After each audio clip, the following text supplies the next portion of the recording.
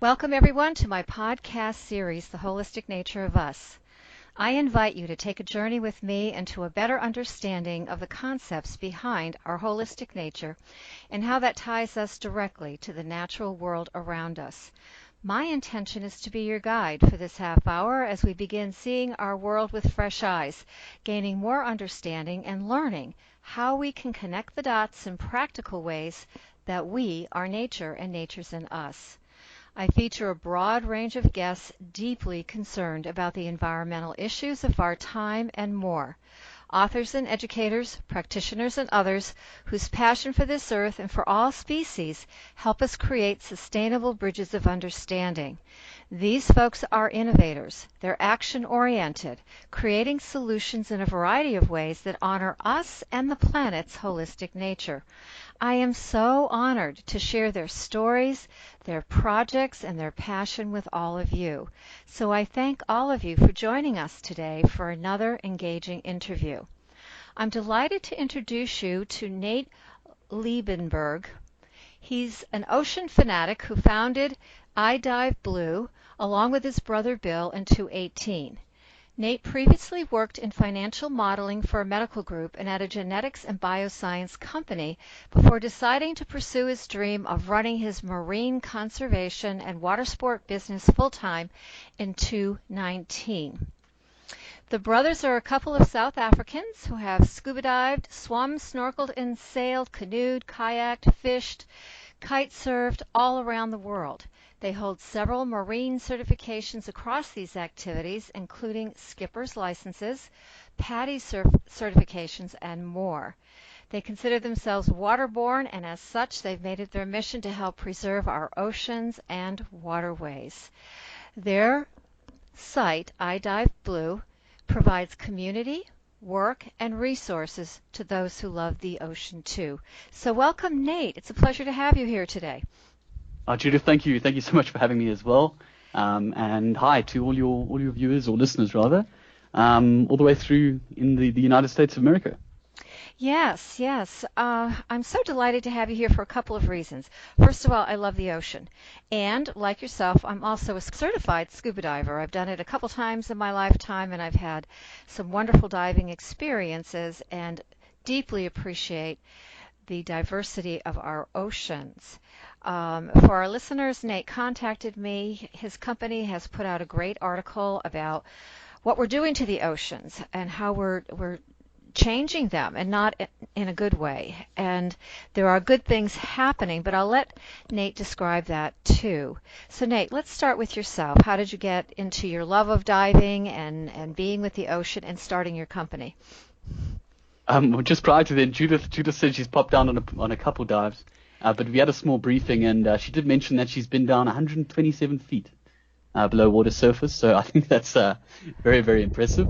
It's deeper than myself, in fact. So Judith, I studied financial analysis and portfolio management at a postgraduate level down in the University of Cape Town, and prior to then I studied up in Pretoria, two of South Africa's or Africa's premier cities. Growing up, I was always mad about sport, competitive sport, rugby union, football, or soccer, as I know your audience likes to call it, cricket, squash, a whole bunch more. But yeah, we have a holistic site here, and I was fortunate enough growing up that we were raised in a holistic environment as well. Me and my siblings had a great passion for the arts. I've always had a passion for reading, writing, performing. Being encouraged to learn an instrument, being encouraged to learn another, and more so than that, we were raised around nature.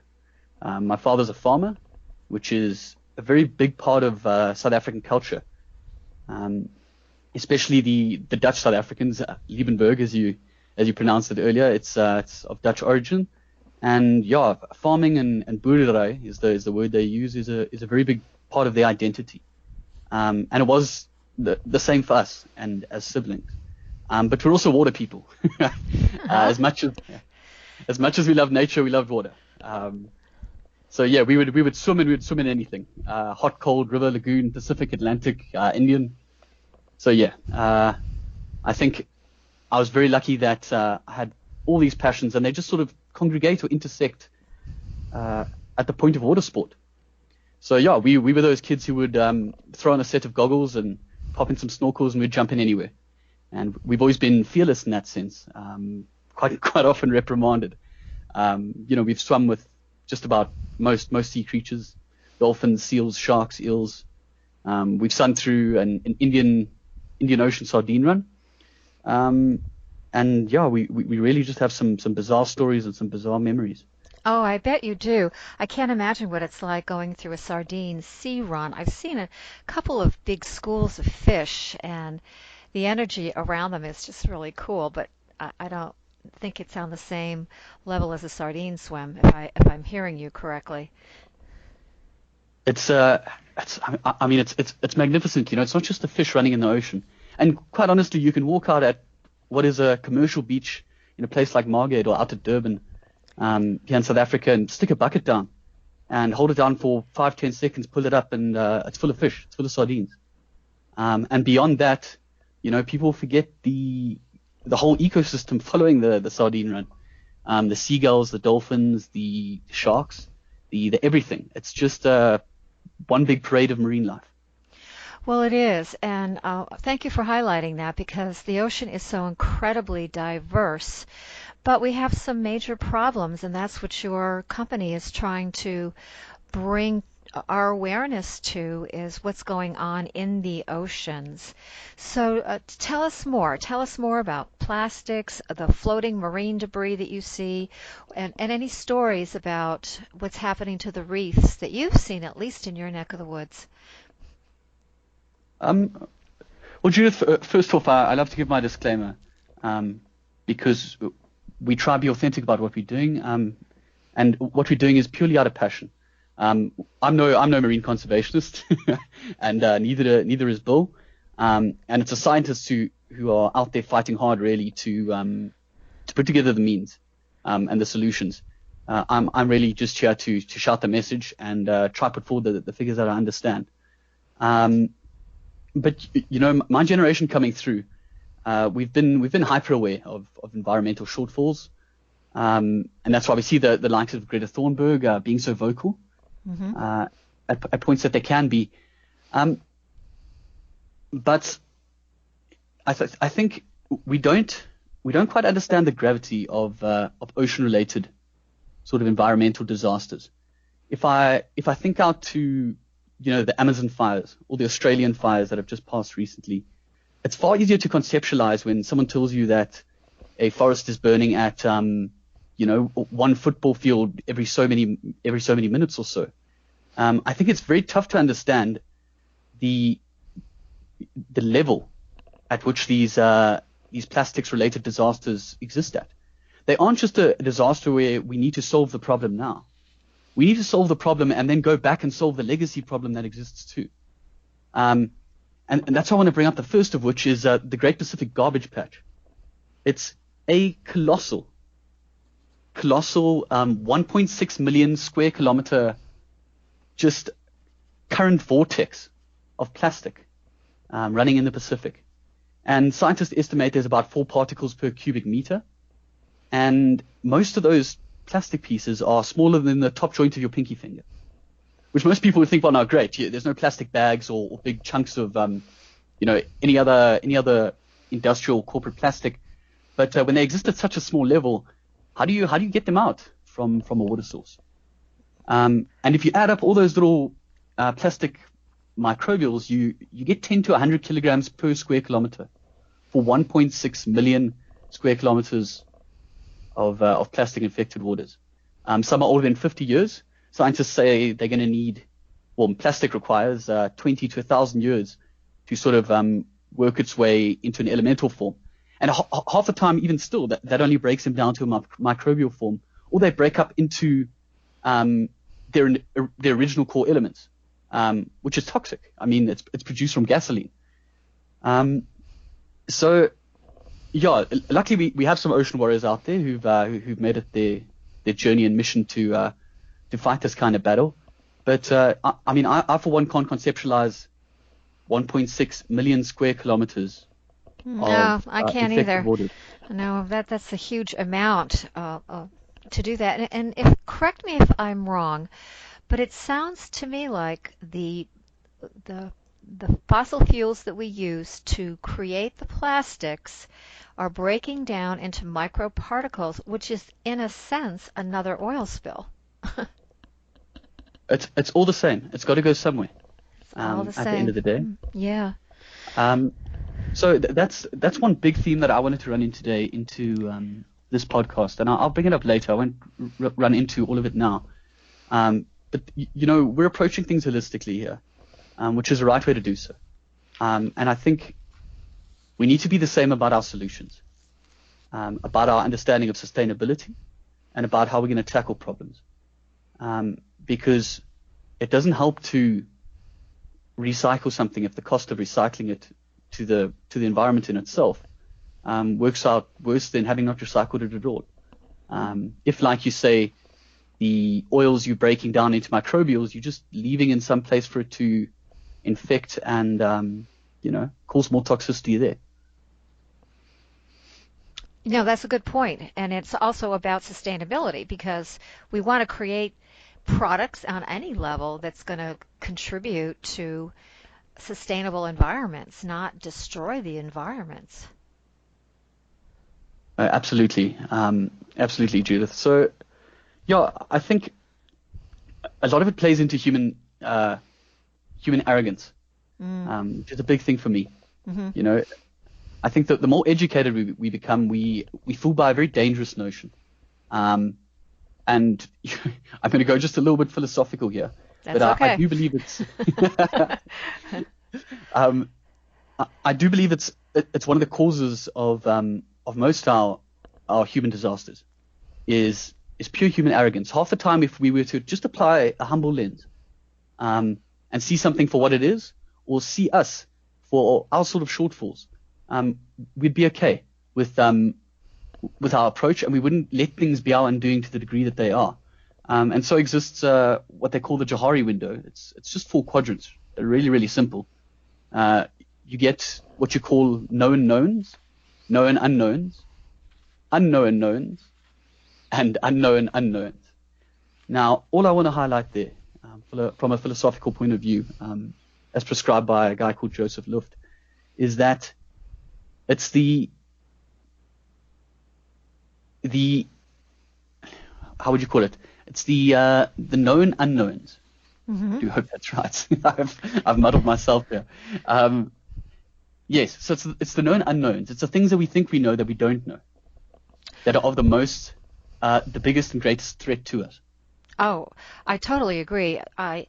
There's a saying that I like. It's strange how much you have to know before you know how little you know. And I think that's kind of says the Johari quadrant, just in a little bit different way. No, exactly. I think absolutely. I read another book that highlighted the message quite differently and quite brilliantly. It's called Black Swan by a guy called Dr. Nassim Nicholas Taleb, who's a brilliant investor and financial mind. And he actually, I mean, I don't want to say he's predicted this COVID pandemic, but he said, look, the world's next disaster would most likely be some sort of viral pandemic. And he said it's not because he's a brilliant mind. He just said this is what scientists have been pointing at for a while. He's not going to say when it's going to happen. He's not going to gaze into his crystal ball. But we can't be arrogant enough to think that these things can't happen to us, that we're not at the mercy of nature at any time and any place. And from an environmental point of view, that's the biggest part of it. We always say we're destroying nature. We're devastating the planet. Best believe it won't be nature that's destroyed if we don't look after these things. Nature will be here long after us, the same as what it was long before us. If we destroy our habitat and our home, it'll be us that doesn't really have anywhere to go. Yeah, I agree. And I hear that theme over and over and over again with many of my guests on the show. The earth will take care of itself. A lot of the indigenous people know that. And a lot of the indigenous people have given us markers along the way to say, come on, respect this place. It's our home. And I agree with you. I think it is a level of arrogance that has said we can dominate and control instead of sustain and regenerate. And that's the model I'd like to see changed.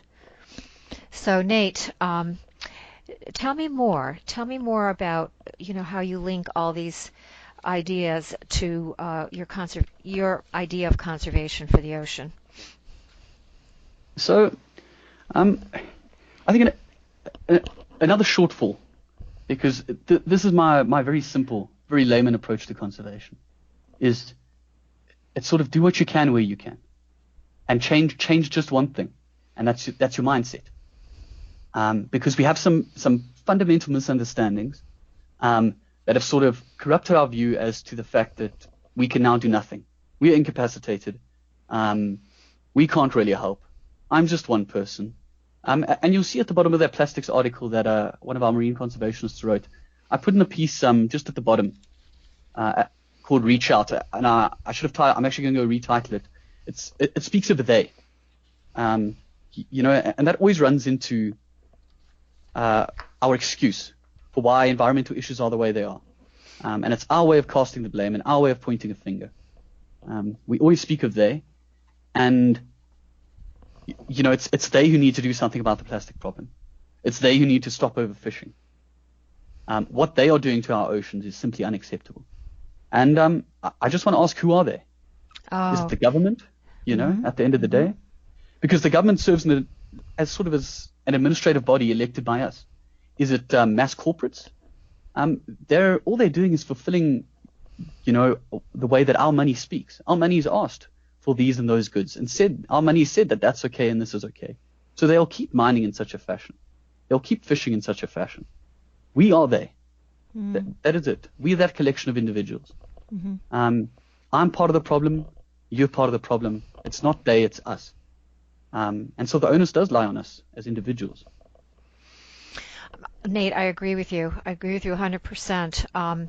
There's other folks from more philosophical fields who say just that, that we are the ones we've been waiting for. There is no they. I have to tell you, years ago, I had a health food store, and there was a camp nearby, and the counselors came in, and we got to talking one day, and they were just a great bunch of men and women who love the environment, love teaching the kids about the forest and that kind of thing.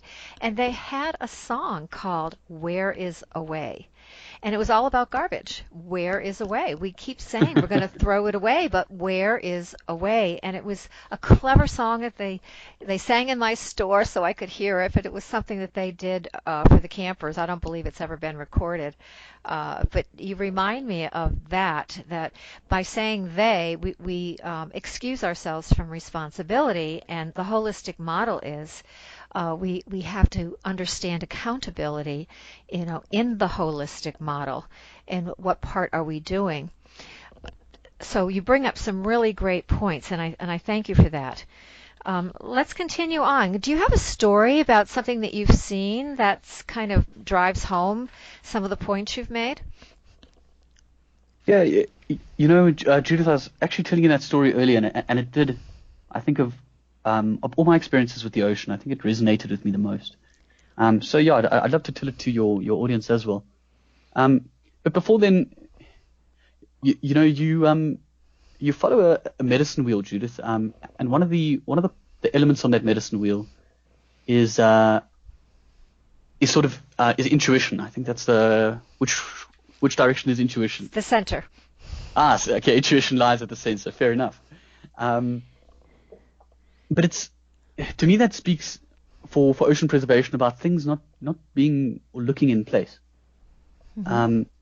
Now, I just always, as a child, I always would sit in the rocks, overlook a beach, or sit in the rocks, watch a fisherman, or just take a boat out myself and just sort of sit there in the ocean. And you always get this sense of wonder. I don't know what it is about the ocean, but you get a sense of, you become grounded. You just get a sense of sort of fenway, of wanderlust, or purpose. There's some sort of meaning in it. And a lot of people also get that feeling when they go beneath the water, where they sort of cut all the noise out from around them, and it's just sort of you and your thoughts. So for me, there's just something slightly sacred about that. So when you're up on a boat or up on those rocks and you see fishing line just stuck rock to rock, coral to coral. If you see a seagull chewing on a plastic bag, or if you're out in a boat and you see the same, it looks so out of place. Something within you, your intuition just says, no, that's just not, it's not there. It shouldn't be there. And I think that resounded with me a few years ago on a trip we made through to Mozambique. Now, Mozambique was a place we frequented as kids, as siblings, very, very passionate about the water. And we would really just grab a mask, a snorkel, go in any reef, any water. And if the currents were too much, then we'd just try a different place. We'd always try to see how far we can go, how deep we could go, who could hold their breath the longest. But there was a reef at a place called Tofu, and it really, I think, still up until today is the most beautiful reef I've seen. And I saw it as a child, which obviously adds just that much more sense of wonder. But yeah, just the fish, the size of fish, the schools of fish, the rays we saw there, the corals, the colors of the corals, like playing with eels underwater, the drop off at the back, just the most insane drop off at the back. And I visited that reef for the second time only a couple of years ago, 2018, and I was there with my brother and my father, and I re-entered that reef quite excited, and obviously had gauged my expectations, knowing that it wouldn't be as great as a grown-up, but to see the devastation and to see the fishing line wrapped in coral, piece to piece. I said to Jules that the dulling of the coral really hit home. For something to have been so wonderful once. And I always get it if you ever pull a fish out of the water. Underwater, it just looks bigger, first off, because it's magnified, and the colors are magnificent. But you pull it out of the water and it's dulled within moments. And I felt like that had happened to the corals beneath the water. There were less corals. The colors were less. There was no big sea life. There were no rays. There were no nothing. And that's not an isolated theme. That's not because Mozambique is a third world country and people are pillaging that reef. This is happening everywhere. There's not a place I've been to or snorkeled at or dived or someone who's come back from a trip to Bali or wherever it is and said, sure, that reef is really, it still looks like what it did 5 years ago. So you and the folks that you connect with are seeing the devastation, and you're seeing it firsthand. It's so evident, just year upon year, and again, we like to do the finger pointing, especially in a place like Mozambique. We go there as South Africans, we say, people they fish whatever fish they want. The locals here, they'll pull out whatever they can. They don't care about size restrictions. The Chinese trawlers come around the back and just, again, pull out anything they like. But at the same time, all the waste that we're putting out there, the 500 billion plastic bags that we use as a global population every year, it's devastating. It's devastating in a broader environmental sense. And like you say, from year to year, from place to place, it's very tangible. It's very obvious. And what's the rub, so to speak, for the ocean is that we don't see it. Yes, a lot of our population lives by the ocean, and yes, we might see some garbage up on a beach here or there, and people do pick it up, but we still don't see the bigger picture. I don't see the Great Pacific gyre that you just mentioned, and a 1.6 million acres is what kind of size is that? Are you talking about Australia, the size of Australia, or the size of Texas? I have no idea what that looks like. I can get a glimpse of it in YouTube, but it's a virtual experience. It's not a first-hand experience, and I think that's one reason that makes it a little hard to stay connected to the issue and to the problems of plastic bags. And now with the COVID, I don't know about your country, but here in my neck of the woods, they're saying, well, maybe we should go back to plastic because cloth bags could carry the virus and plastic we can throw away. And it's like, why do we take 2 steps forward to take 1 step back? There has to be some other solutions. Can we not just put our heads down and think a bit harder? It doesn't have to be one or the other. Yeah, I mean, you speak of the Great Pacific Garbage Patch. I've just had a quick look at the size, and 1.6 million square. So to put it in perspective, Australia is 7.5 million square kilometers, and Australia is massive. I mean, Australia is a continent. The Great Pacific Garbage Patch is 1.6 million. Okay. What a colossal piece of land, where it land.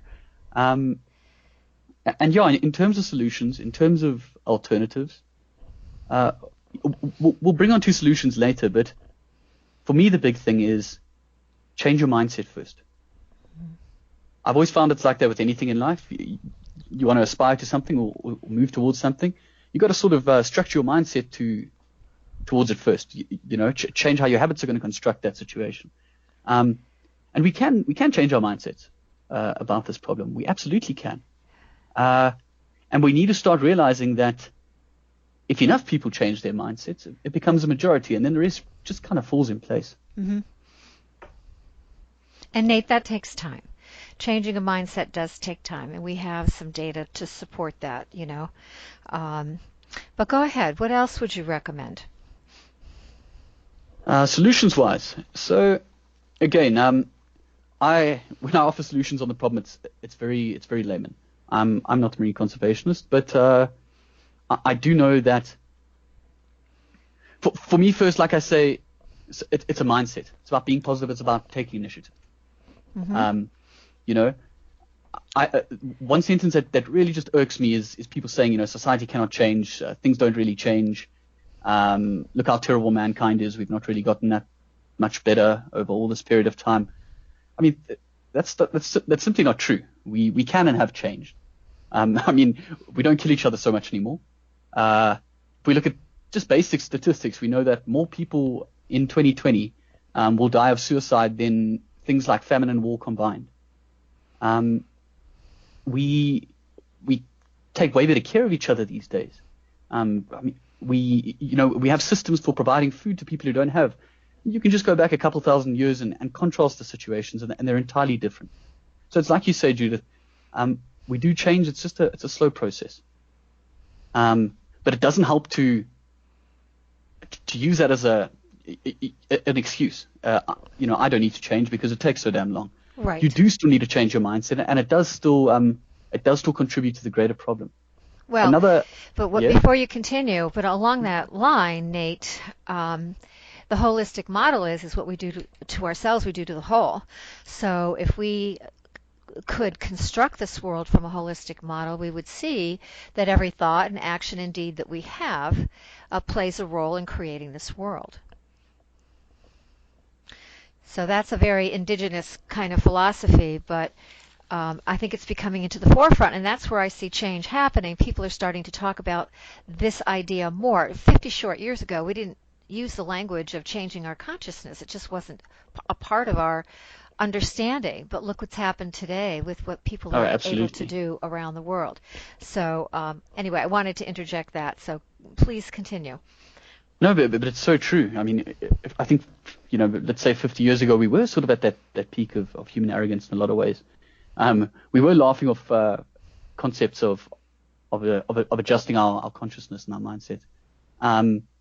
But yeah, I mean, it's coming into play, and the realization as it dawns on us now, of just how important it is huge. And I think for ecosystems, that's hugely important. Ecosystems they can either be tremendously complex, or they can just be absolutely simple in the way they exist. They can be simple in the sense that you know what seasons are coming. You know when to expect them. You know when to expect the rain in your place of the world. But at the same time, we look at ecosystems and we don't understand entirely, and we think we understand, but we don't. That if you remove one item, things really go off in every which way. I like to compare the two situations of ecological fixes or attempted fixes. Was the one that was very Californian was to sort of solve the renewable energy crisis. we can see that the costing now of solar panels is sufficient, and we can go out and just sort of mass acquire solar panels, and it will resolve the problem over a slow pace. And the economics of doing that is to get them at cheaper rate as possible. But what scientists calculated 10 or so years after mass implementation is that if you go and use terrible quality, low-cost solar panels, they're not like the standard solar panels that are being produced now that are 80% recyclable. They are they're chunked up with heavy metals like cadmium and lead. And that, again, the cost to the environment of those is sufficiently more than the cost of having just used coal-burnt electricity. Mm-hmm. And then I compare that to an environmental fix that they made in Yellowstone Park in '95. That is quite popular. I know the story goes around quite popularly. And it's that they're reintroducing wolves into the park, that apex predator, and just the magnificent difference it made in everything, in absolutely everything. That one simple thing, the intricate differences it made to everything in the park. And when I say everything, I mean waterways. Waterways were coming back to life. They were flowing in places they hadn't flowed in years. Bears were coming back to life. Things were greener.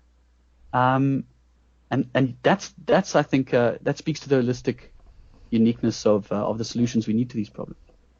It does. I know. I've seen that Yellowstone one a couple of times. It goes round and round between Facebook, YouTube, etc. But it's a beautiful story, and thank you for reminding us of that.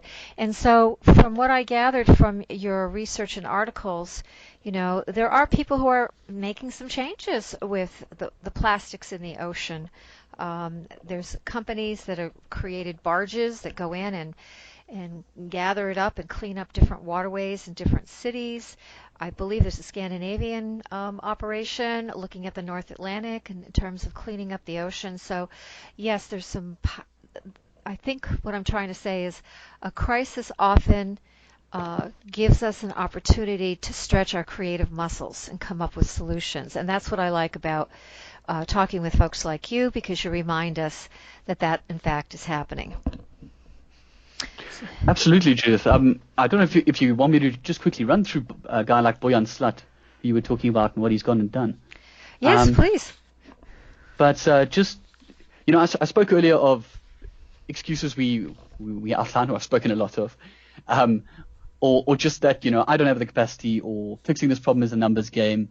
But there are a lot of resources out there, best believe. So yes, be creative about how you use it. That's what an 18-year-old Boyan Slat did when he raised $2.2 million at the age of 18.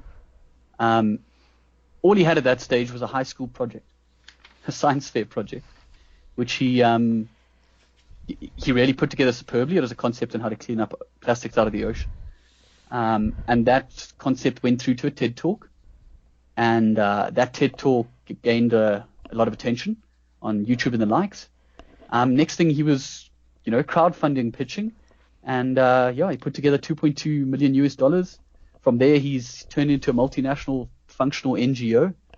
And from there, he's received fellowships from the UN and a guy like Peter Thiel, who was one of the billionaires and founders of PayPal, along with Elon Musk. So, what was his resource there? It was just purely nothing more than tenacity at that point. Yeah, that's a good point. Well, Nate, we're starting to wind down a little bit here. I know you gave us two things that I feel are important. Change your mindset first, look at our habits, and do what you can do wherever you are in whatever way you're drawn to.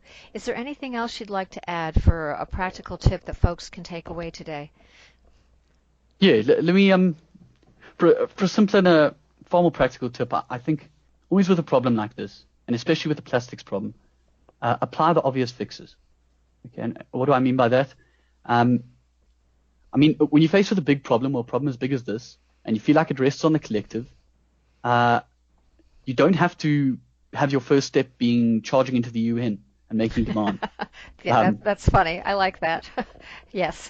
So, you don't have to be sabotaging plastic bottling plants and the likes. Same as any problem, make the smallest fixes that elicit the biggest changes. It's the good old 80-20 rule. The 20% of change that elicits that solves 80% of the problem. These small things, you won't believe it, they do make a difference. I promise you they make a difference. So what are these things? Reusable shopping bags, please. Other reusable items is water bottles, coffee mugs, and food wrap. People don't think about food wrap. How much of it do you go through? Another one which is becoming a big global trend is Diva menstrual cups. It's also becoming a very, very big popular trend here in Africa because it's obviously a far more costly solution. And a lot of these things are actually more cost efficient. It just requires a bit of effort, that's all. The next is intelligent use of Tupperware. You don't always have to be carrying things around in a single-use this or single-use plastic box that. And then, of course, we can't go through a plastics talk without mentioning plastic straws. Just don't use them, please. There are brilliant alternatives out there, and the impact has been calculated, and they know it's meaningful. So I'm not sure to run through the science of what the best is to use and which is the most economically efficient, but I've calculated it for you all. We believe it to be paper, but it doesn't matter. You can go to a restaurant and use 2 or 3 paper straws, and they can get soggy, and you can keep going through. The difference in the impact on the environment is tremendous. And what this does, the statement this makes, is it makes it the norm. You doing what you're doing makes it the norm, so it makes other people feel uncomfortable. It's not some flashy trend. It's if I go somewhere and they're not available, sort of challenge the shop owners for not having them, give them a skiff look. If they hand you a plastic straw, act as if they're putting mud in your hand. And support the kiosks that do give you paper, bamboo straws. They've gone to an effort and a cost to do so. So I know, even though you feel like it doesn't make a dent in the problem, it makes a statement. And it says we can change our behavior. Yeah, and we can do it today. Absolutely. And that's the point I like to leave with my listeners. We can do anything today to make a difference. And again, I like to remind my listeners and myself that every time I purchase something, I'm casting a vote. And how am I casting a vote today? So thank you again. Those are really, really good tips. Is there anything else you'd like to end with? I love that analogy you've just given there, Judith, and I just want to expand to it and add just a little bit more to it. Is vote with your money. Vote with your money. Everything you pay for it contributes to Adam Smith's famous invisible hand. Use that hand to spank industries back in place, and don't let them ravage our oceans the way they do. Your money is a vote, and what you buy and what you support, it can be contributing to the right or the wrong things. Mm-hmm. That's true. That's so true. Well, Nate, I think it's time for us to close. I want to thank you again for joining us here at The Holistic Nature of Us. I always feel inspired by my speakers, yourself included, and I love your practical advice and your story that you shared with us. So this is Judith Dreyer. I am the author of At the Garden's Gate book and blog, and my book is available through my website, which is www.judithdreyer.com, as well as several distribution arms such as Amazon, Nook, Goodreads, and more.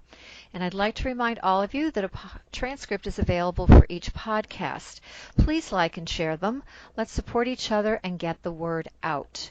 And remember, now is the time for practical action and profound interchange so we value our world again. Thank you, Nate, and everyone, enjoy your day.